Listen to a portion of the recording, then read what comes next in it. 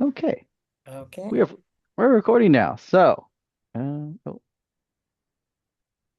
I know we lost.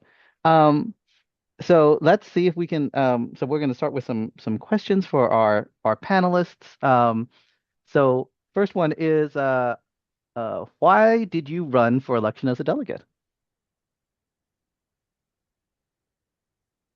Uh, Jan, can you start? Oh, look at I, that. We have Greg I, came. yay. I guess I can start. My first general conference was as a volunteer, and I was motivated primarily by the need for full inclusion of the LGBTQ community. And after experiencing general conference and learning a lot more about what the general conference and the church as a whole was doing, Mm. I just felt like I had something I could contribute to the conversation, and I've continued because having some experience helps. And I found it to be fascinating. Jason, do you want to go ahead and call on other people, or shall I just defer to somebody else on the panel? Uh, Catherine can go next. Okay. Sure. Um, I decided to put my name forward and run to be a delegate for the jurisdictional and general conferences because of my experiences at annual conference. Um, I for many years enjoyed learning about how our church's legislative process works, seeing how our legislation impacts how we do our work, and how we carry out the mission, like God's mission through the church. How we legislate what we do with our money, how that shows our values, how we as a church through our legislative processes can provide important witnesses to the world and in the world.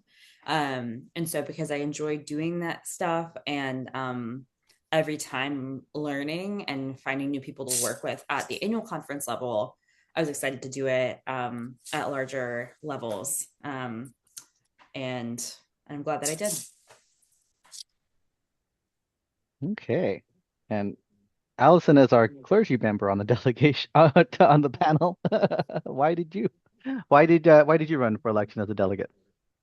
Um, I think I'll share how my roundabout way came to going to a general conference because it might be helpful for some folks. Like I've always been a cheerleader for like Catherine and young adults and young youth, being parts of the larger church. And I have been to every general conference since 2008 because I was asked to be a monitor. So in 2008, 2012, 2016 and 2019, I served with the under the Commission on Religion and Race, and also Status and Role of Women, and kind of just going back and forth with the National Federation. So like they all kind of joined together, and what we did was monitor. So I was going to these general conferences, um, paying attention to who was speaking and who usually came to the floor, and we kind of monitored what was happening. And back then, it was really more about the pre-WCA, the Good News Movement, the opposing uh, group that was not working towards inclusiveness of the church, but the opposite. Um, so it was a really fascinating way in to General Conference, and it was just, and it became something that I really liked to do, because I could see things from the top view, from the top of the delegates doing the work, and then everyone else on the floor. And then we made an impact because we would go into all the spaces and help shape actually the way some of the conversations, the jurisdictional, I mean, not jurisdictional, the legislative sessions worked, because they The were often narrating. were very um, intentionally, some moderators were not so great at being inclusive. Um, and so then by 2018, um, after having had some experience and gaining more confidence in what actual general conference was, I was willing to be nominated to be put in. I wanted to thank Charlene Zool, who's on the call, because everything for me is backwards. I served on a general board and agency before I even was a delegate. So I was on General Board Church and Society from 2016, I think. And yeah, it's been a really long term. In the same way that we didn't intend for our delegates for 2020 to serve so long. But because of that tenure, we felt like it was really important we got to know each other better. We formed better relationships throughout our jurisdiction and even within the worldwide church. It gave us time, and it gave us time to make the changes that were necessary. So that's why I think this is a really nice move for us to do elections 2 years early, so that we can give the delegation time to grow in relationship with each other too. So thanks. Back to you, Jason. And I forgot to say at the beginning of this, if anyone has any questions, just put them into chat and I'll see them and we can work them into any questions for our panelists. So um, I think Allison kind of said a little bit about but what did anyone want to expand on why it's important to represent our annual conferences as delegates? Jan?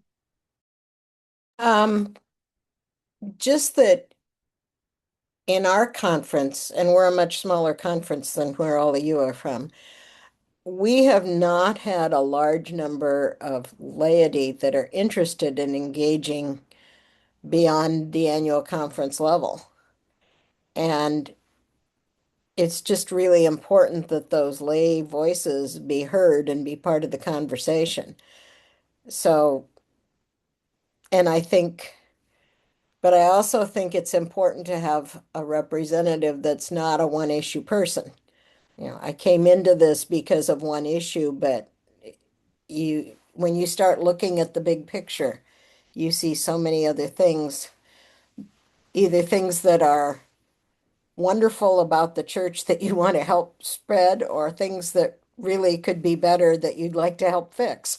And so it's really, and people in the conference who are not involved at this level tend to not think it's relevant. So part of the job is to explain to your conference, why does this matter?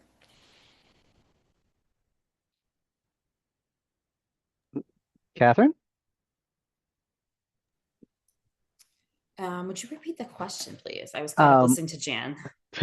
why is it important for you to represent your conference as a delegate? Sure.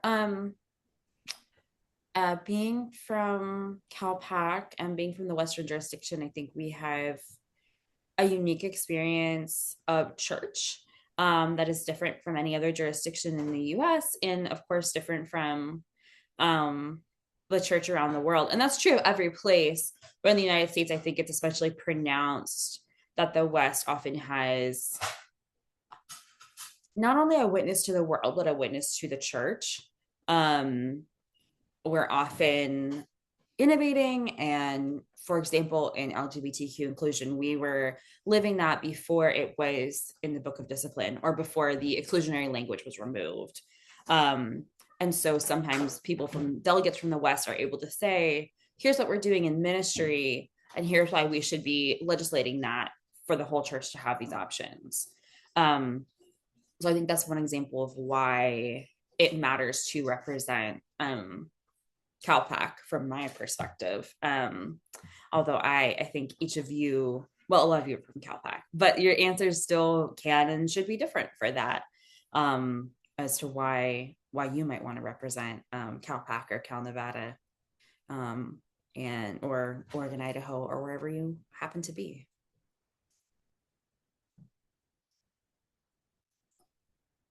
I'll piggyback on Catherine's. Yeah.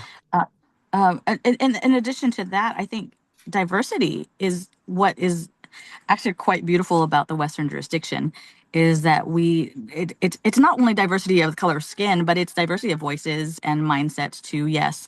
But it also, I think the representation matters. What I don't like is how few seats we have now in the West. We have very, very, very few seats for general conference, but we have to fill our book of discipline. We have to get 100 jurisdictional delegates to the floor. So those for our jurisdictional conference. So there's space there for that kind of voice. And so I want to encourage too, even if you think, oh, I'm just a jurisdictional rep, you still are reserved to general conference. You're very important. And now you're going to be at attending a regional conference if you're a delegate. One of the things that, to answer Jason's question though, why I thought it was important was, it's like I'm the student that would always complain to the teacher, like, why is this injustice happening or whatever it is? And they're like, you need to do something about it. And so I think being a delegate is actually doing something about it. Having an actual voice and a vote is really important. And recognizing that it's really important to the entire structure.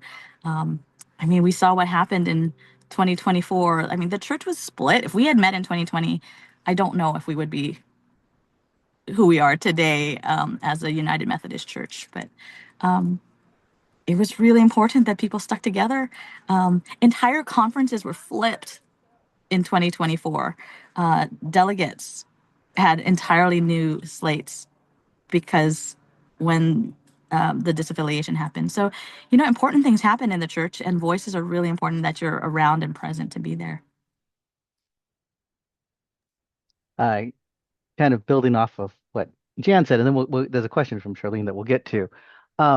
But Jan, you were mentioning various, delegates need to be looking at lots of issues. But what are some of the issues that you think General Conference 2028 will be facing? Wow. One of the things, and I don't know that will be a big object of legislation, but I think one of the things is, now that we have changed on paper the prohibitions against our LGBT community, living into that and figuring out how we do that, acknowledging that that does not happen uniformly across the church. I think it's going to be a challenge to some of the US delegates to say, but in Africa, you're still blah, blah, blah, blah, blah. And for us to understand that we all progress at our own rates, but we're all progressing together. And it's that tension between those two things. I hope that one of the major things that will happen at General Conference is learning what it means to be a regionalized church that we voted in at the last conference. And there are lots of details that are yet to be worked out. And I think the potential of the United Methodist Church as a global body is just endless. If we can figure out how to work together, how to work independent of political national leaders, how we can counter the nationalism that seems to be so prevalent in the world right now, and still model caring for each other, caring for the needs of the people in our communities, speaking up for justice. I think that's huge. To me, that's the overall biggest issue. Another thing that will come up, probably not at this conference from what I'm hearing, but we will need at some point to deal with the future of jurisdictions, whether we will have them anywhere or make them an option everywhere.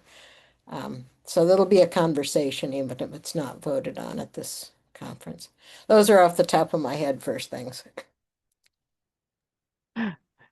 Catherine, any big issues you think are going to be coming up? Sure. I mean, regionalization is top of mind for me as well. And I don't think I have anything. I appreciate what Jan said, so I'm not going to wax on that one. I also think that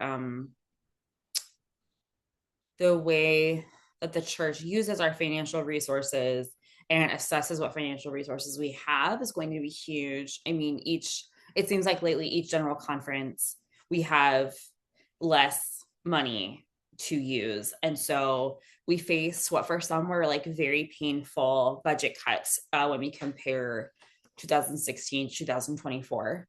In those general conferences, we were seeing lower numbers for general agencies, staff reductions, and each general agency is figuring out how to fulfill their part of God's mission through the UMC with a change in resources and often a reduction. And so I think that's going to continue to be a big issue because we want to do all these beautiful things, but we're facing that the church just doesn't have the funds for every single thing. And often we have to find a new vision that makes sense with the resources we have. So I think budget and how that relates to mission is going to be a huge issue at the upcoming general conference, as well as founding US regional conference and all the different meetings we're going to have over the next few years. Additionally, I think in a world that it seems every day is more and more fraught with war,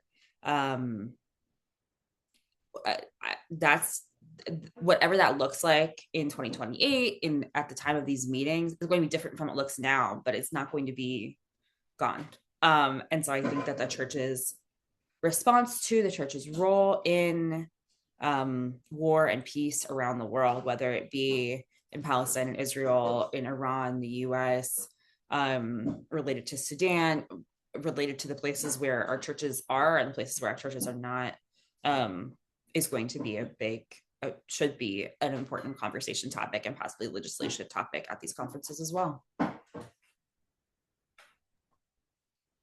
Allison, any issues to add? I think when we talk about finances, it's going to be big because I think that the implication is everything, right? Regionalization, what does that cost? I think episcopacy is going to be a big issue. How many bishops and can we afford them? And are they bishops for life, right? Those are things that legislation might come up and we might be voting on those.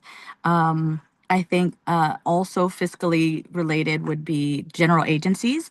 If anyone saw the news yesterday, there's going to be 4 agencies. They're not using the word merger, but what does that mean? What does that look like? Are you still going to have 4 general secretaries when you have 4 agencies, or is it 1? And I know that that's up the pike because I serve on not one of those agencies, but I serve on ones that it's interesting to have church and society, right, being possibly an umbrella of some of the commissions that might make sense. So there's a lot of conversations about that becoming legislation, and I also wonder when it comes to orders for clergy, itinerancy might come to the table again, just as the Order of Deacons came to the table at last general conference, and so it's so diverse. There's so many different areas of issues that we have to talk about in the church.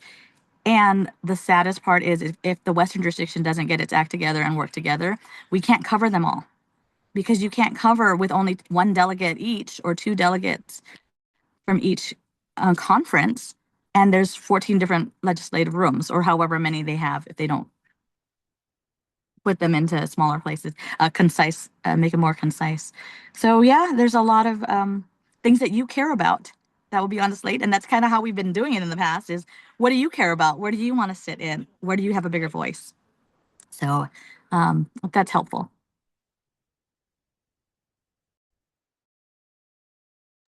Charlene had a question. She said one of Allison's points is getting back to one of Allison's points from before is who do we feel needs to be present on these delegations for such a time as this? Young people, seasoned delegates, new voices, international folk that now live in the U.S.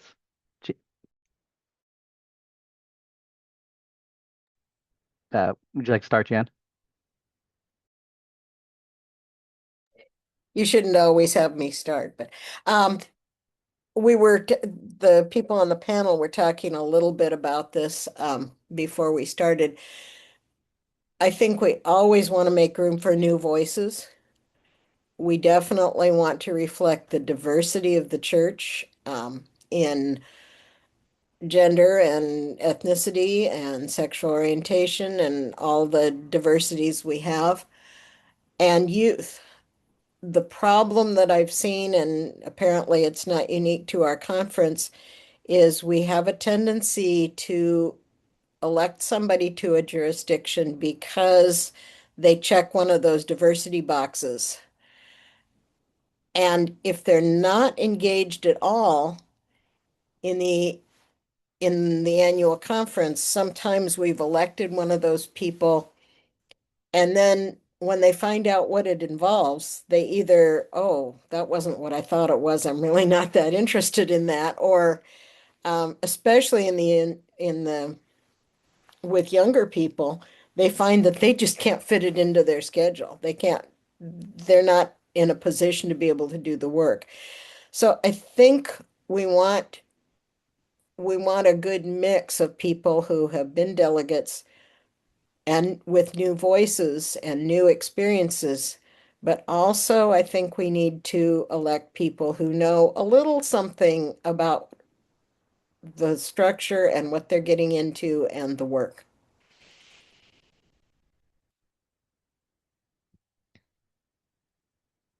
So somebody else jump in. I can. Yeah, I quite agree with your last point, Jan, and that desire to have people understand the kind of work they're getting into is basically the impetus for why we're offering this event. Some of you here are seasoned delegates or you've experienced it before. Some of you have not, and we're so glad to have each of those groups here. But yes, I think it's important that anyone who is willing to have their name voted on know that they're getting into a lot of work. That what delegates do on behalf of the church is very important, is very time consuming, can be mentally, emotionally, physically taxing. But if it is worth it to you to do that on behalf of the people you represent in your annual conference, if that is worth it to you, that's wonderful. And I also really appreciate the last thing that you said, Charlene, in the comment in the question you typed. I love the idea of encouraging election of international church members who now live in the United States. I think those people can bring a unique and valuable perspective as we are figuring out how to implement regionalization. And as we are figuring out how to continually take down or change the colonial structures that founded our church. And so I would love to see more people who are from other parts of the world but living in the United States get elected in our annual conferences. From a practical standpoint, and thanks for that, Catherine, we wanted to encourage folks, like if you're not, if you're discerning becoming a delegate yourself, but if you have other people that you're thinking of nominating, those are the folks that should probably be coming to these forums too, because a lot of people are nominated from the floor, which is part of our way of doing things, right? That's part of our procedural rules, is you have nominations on the floor. So people are putting in their names, yes. Some conferences have had a deadline of when we're putting in. CalPAC does not, because we already know that you can put your names nominate from the floor. So one of the things is, how do we educate the people we want to nominate? Because a lot of times people just see their name up there and they go, oh, I got nominated. And I guess I'm it. That means awesome. Yes, people gave a vote of confidence for you to be up there. But if you don't know what you're in for, you don't know what you're in for. So like inviting them into conversation and being more thoughtful about the process, I think is really helpful. So I really appreciate the time that you all took to be here. Can I speak? Sure, Gay. I just texted someone who's going to be a deacon in full connection come June, and he just texted back why and how. Well, I'm going to talk to him tomorrow. But when I get back from annual conference or general conference or Western Jurisdictional Conference, and I tell my congregation how exciting and how important it is to be there, please come talk to me. Please, we need young people. We need da da da da. and nobody ever comes up and wants to be involved. And it's like, how I will tell the two people that I'm thinking about. One is a young adult and she's Pacific Islander and she is amazing, but she's very busy at University of Irvine putting together young people, Pacific Islander things.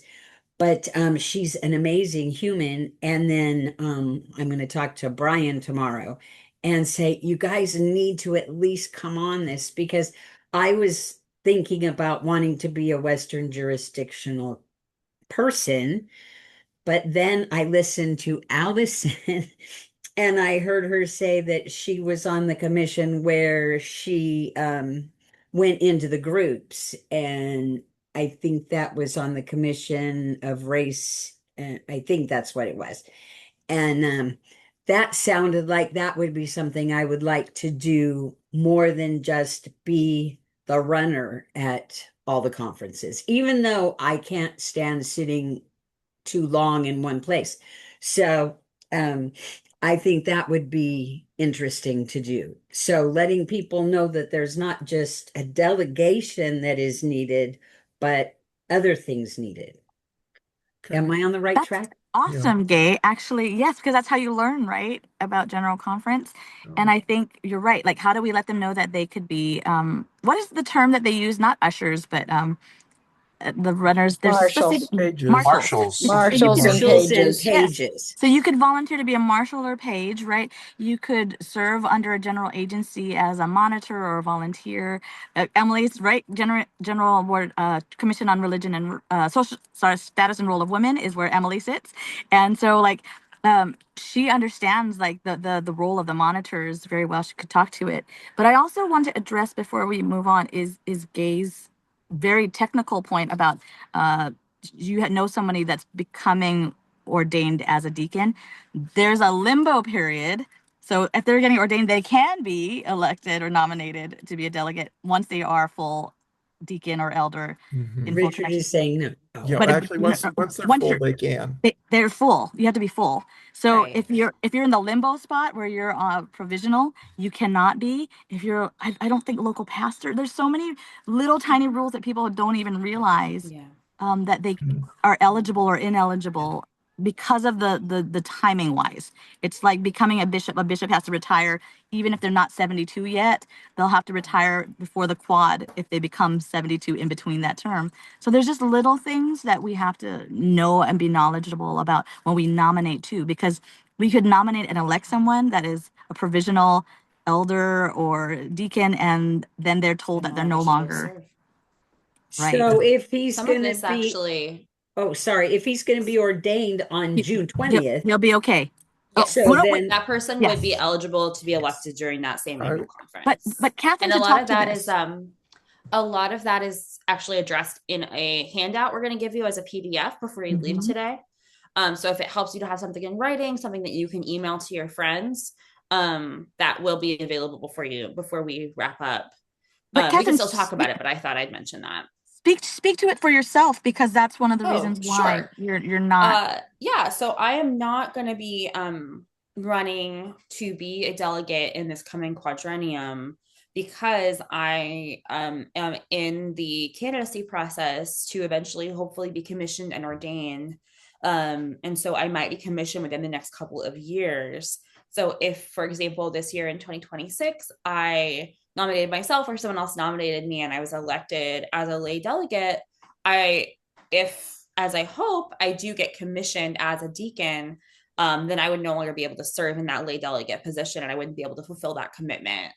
And but also if I happen to be, right now I'm a lay person, if I happen to be a commission or provisional deacon right now, I still could be elected because that's simply not allowed. So that's my position. And there may be some other people who know where they are or know where they want to be in the ordained ministry process, who may be doing something similar or may realize that they are newly eligible, which would be very exciting. We could get bogged down in this one question for a True. long time. Why don't you all can read the paper we're sending you Read and the contact us if PDF, you would and I like. think people like Richard who have been in this for a long time could be helpful if you want to further pursue it. But it Yeah, feels to me like we need to move on to some other questions. I think there are a Thank you, bunch before of you Jan. move on, important Jen, things. I want to interject one other place where everyone can be involved that no one has said.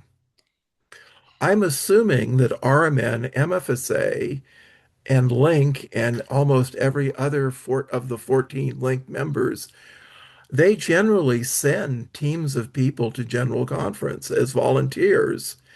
If you go as a page or marshal, you're on your own dime. Sometimes if you go as a monitor, the general boards will pay for you. But another way to get involved is to start by being part of one of the caucus groups and what they're doing at general conference.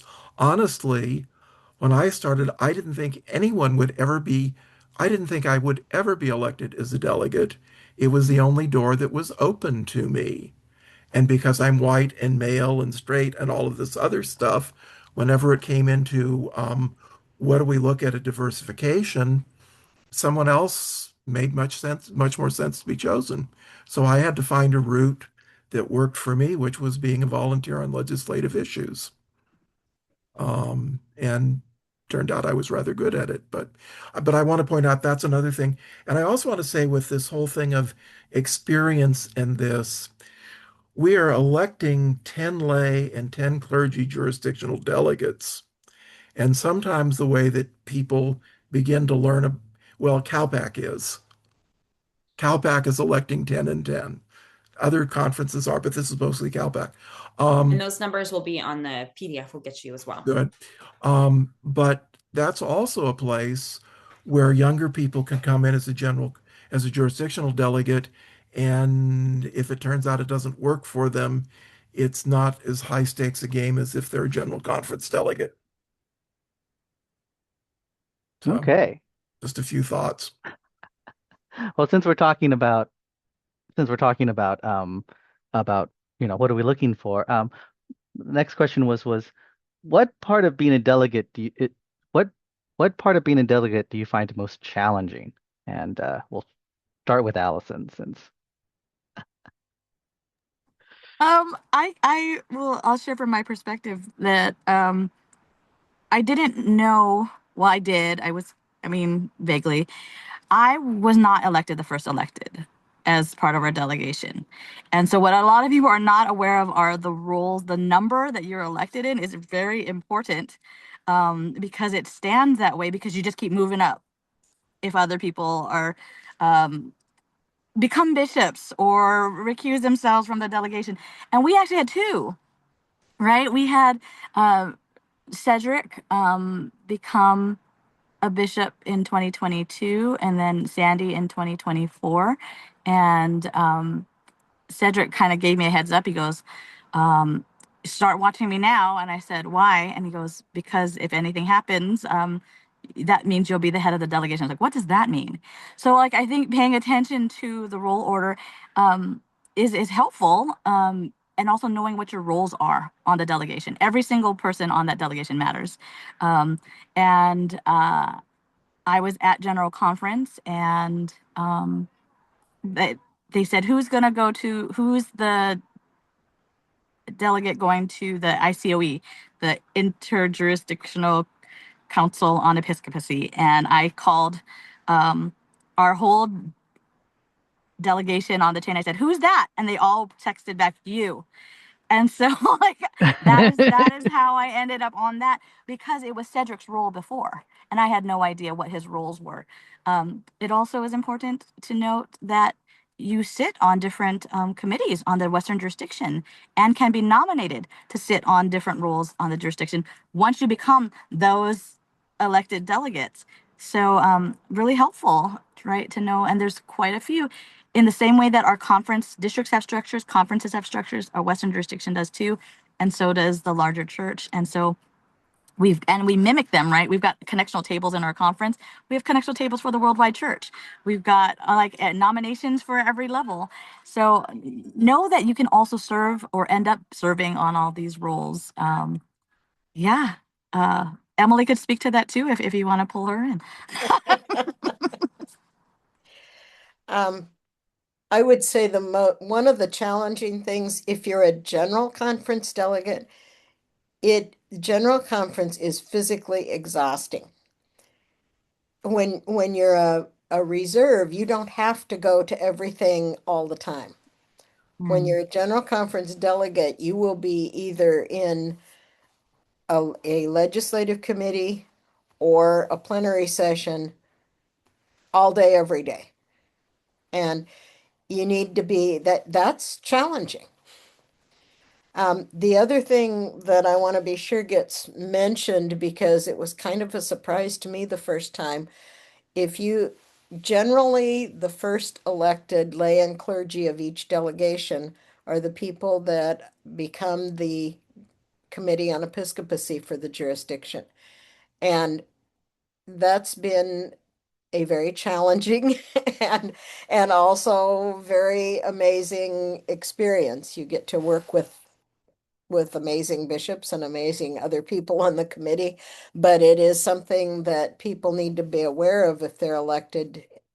As Allison said, you need to know what the roles are. And that's one that goes on even after we're not delegates. We're still on the Committee on Episcopacy until the end of the next jurisdictional conference. So that's a really important one.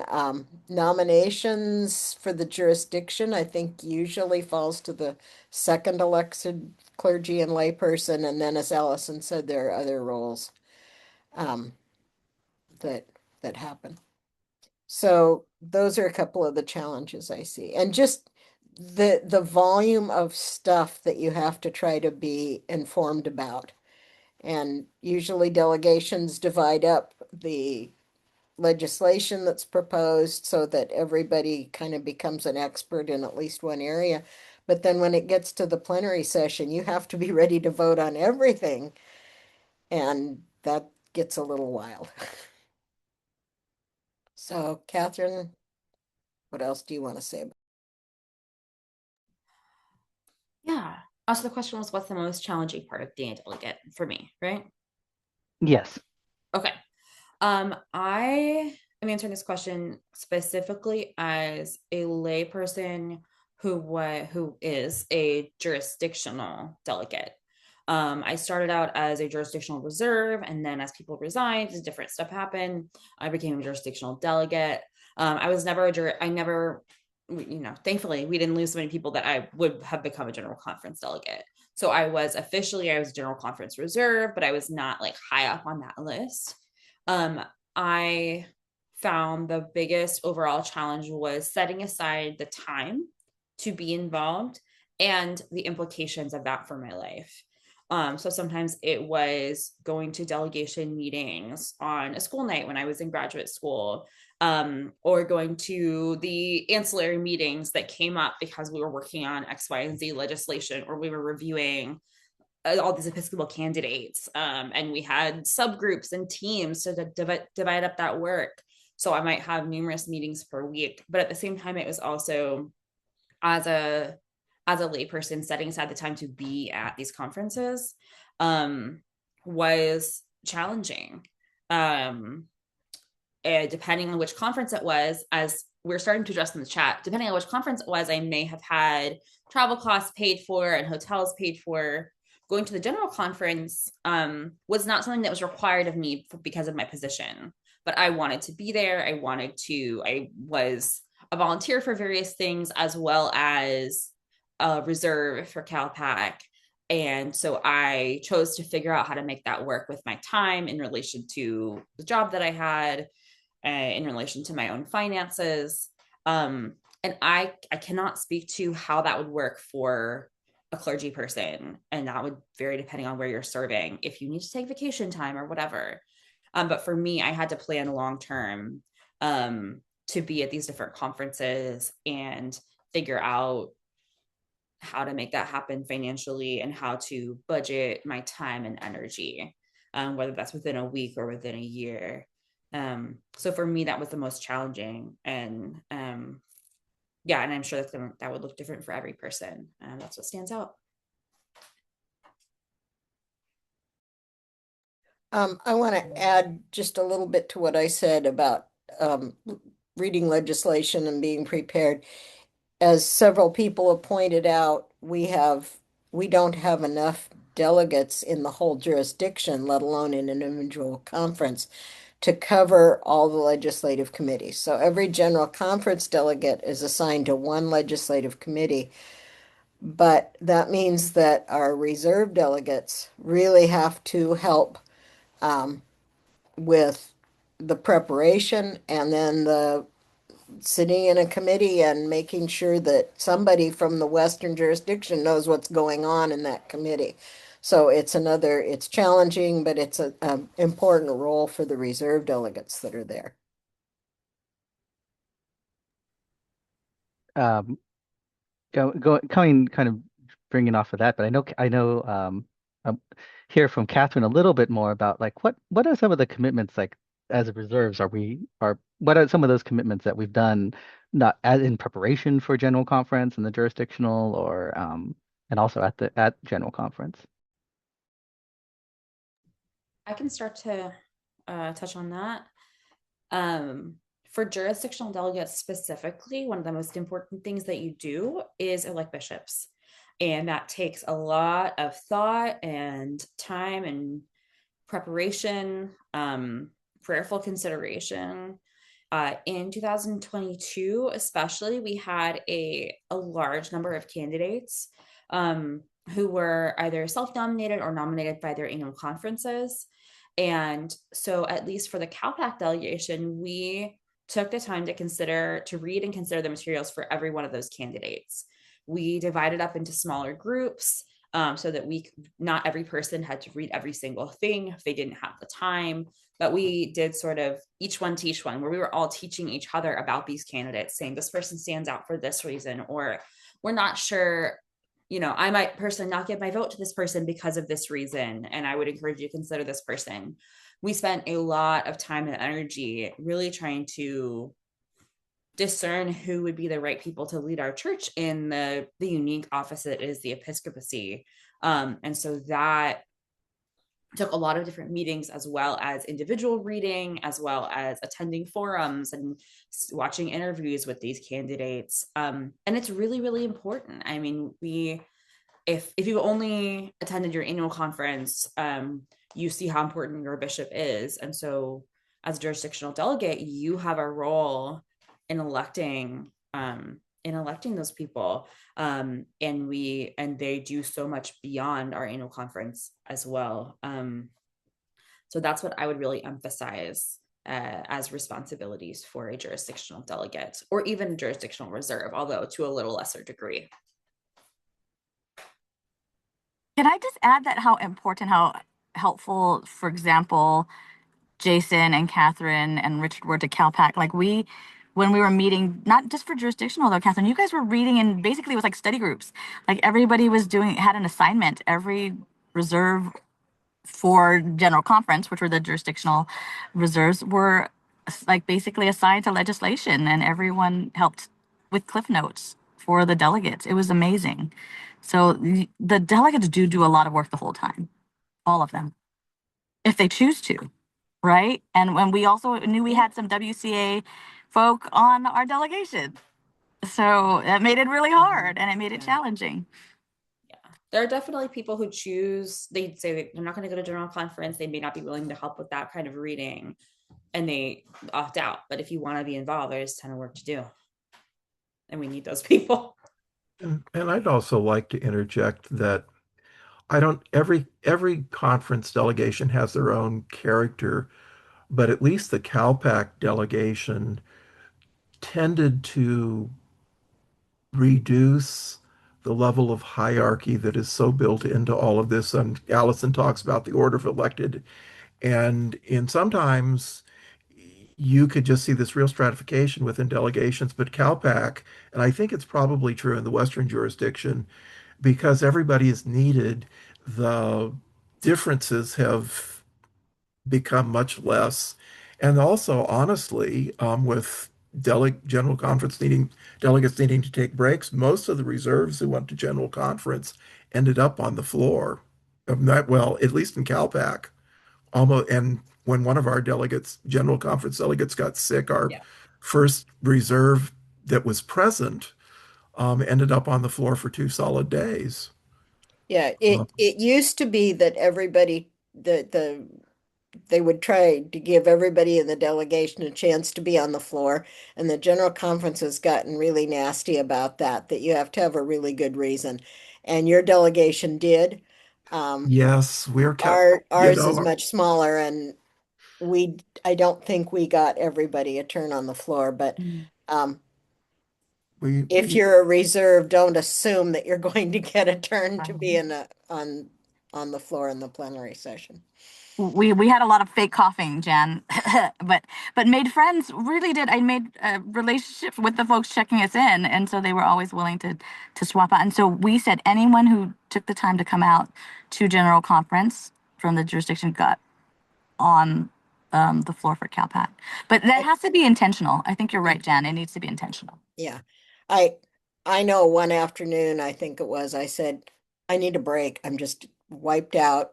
And this is a good time. Whatever we were doing, we sort of knew which reserve was most up on that and put them in place. But it's it's a little trickier than it used to be. Okay, well, we're almost coming to a close, so I'll just is there anything? Yes, Jason, I want to interject one other thing about this general conference that has not been said yet. This will be the first general conference where the majority of the delegates are from outside the United States. And I'm not sure that anyone has really thought about what that might mean if everyone can get visas that's a delegate and comes. We're not used to thinking of the U.S. church not being the majority. And this will be I think will be a huge shift for us, especially if delegates from outside the U.S. come organized, which I suspect they might. Um, Um, I would piggyback on that. Jason didn't get to the what's the most exciting question. What Richard just talked about is the most exciting thing to me is getting to know and work with people from all over the world and forming some friendships that have continued and being part of a church that is beyond political boundaries and in not just as a concept, but as individual people that are now friends on Facebook, and I see them at somewhere and it's like, yeah, I have these connections with people. That's the most exciting to me.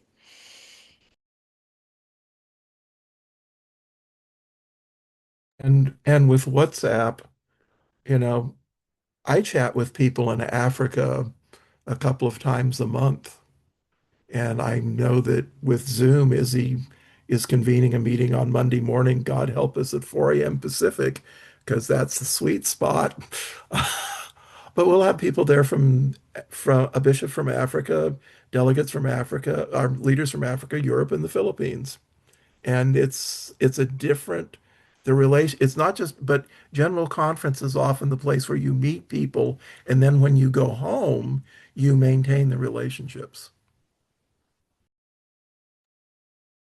okay. Well, as we close, I was just going to have our panelists say anything else they wanted to add or something that was really exciting about being on the delegation. So, oh Are yes, you Kay.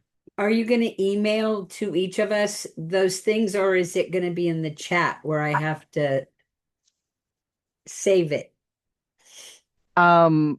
I was going to actually, since Greg's here, I think we were going to post it on our website Okay. and send a link We out. can post it on our website, but we also can email it to those who registered for this event. So that would cover that. I I would do. appreciate it. Thank you. Yeah. I mostly came to listen. I do want to claim that I'm the earliest general conference attendee here. I was a marshal in 1976. So Wow. When he was a baby. Wow. Okay. Thank you, guys. Catherine, any last thoughts before we close? Um, you asked about what was Allison's lips are exciting. moving. Oh, that's odd. Allison, you're not listed as muted, but we can't hear you.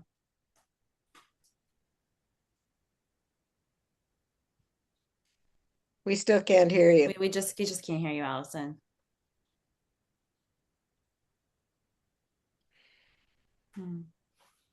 No. Mm-mm. Sorry, Allison. I'm not sure what's going on, but we cannot hear you. Maybe it switched to a different microphone. She's on her phone, so the phones can do weird things. Well, I'll share. I think it was exciting how the Western Jurisdiction worked together over the years, preparing for the conferences as well as during General Conference. And that was a great way to build relationships, as well as just meeting people in the plenary or at the convention center or around the city, wherever we happen to be having each conference. It is a very a special environment to be at one of the either the general or jurisdictional conference and meet people and make connections so quickly, and find ways to work together with someone that you just met to do something that's important to both of you, or that's important to the places that you come from, or that's important to the church. And so it's very intense and very exciting. I just encourage everybody who's here to think of a couple of people in your conference that you would like to have hear this information and consider being a delegate. And Gay talked about that, but if everybody would invite a few more people, we're going to see what we can do about getting one more announcement out before we do this again next Sunday. But even if your nomination deadline is passed in your conference, which it has in ours, you can still be nominated from the floor, and we'd still like to encourage good people to get involved.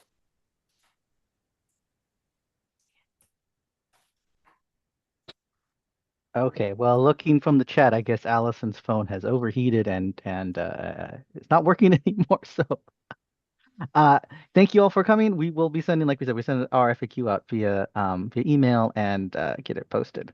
So, thank you all. Thank you. It was awesome.